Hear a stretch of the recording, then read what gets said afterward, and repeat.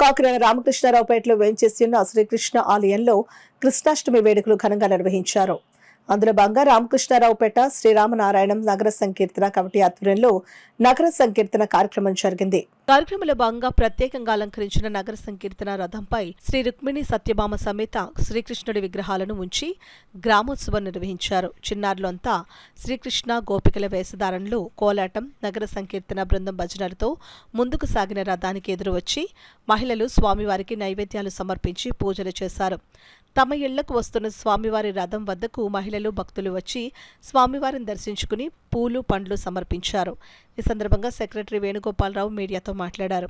ఈ కార్యక్రమంలో మాజీ కార్పొరేటర్ రోకళ్ల సత్యనారాయణ రెడ్డి, శ్రీ నూకాలమ్మ అమ్మవారి ఆలయ కమిటీ మాజీ చైర్మన్ కొయ్య సత్యనారాయణ రెడ్డి, శ్రీరామనారాయణ నగర సంకీర్తన కమిటీ ప్రెసిడెంట్ కొయ్య రమణారెడ్డి, సెక్రటరీ దాలాయి వేణుగోపాలరావు, ట్రెజరర్ రామచంద్రరావు, సభ్యులు బాదం చిన్న, కిలిమి యేసు ప్రభాకర్ రెడ్డి, సరగడి త్రిమూర్తులు, కొత్త అప్పలరెడ్డి, నేదూరి అప్పలరెడ్డి, సాయి ప్రసాద్ రెడ్డి, కొల్లిలో అవరాజ్ రెడ్డి, స్థానిక మహిళలు, చిన్నారులు, స్థానిక పెద్దలు పాల్గొన్నారు.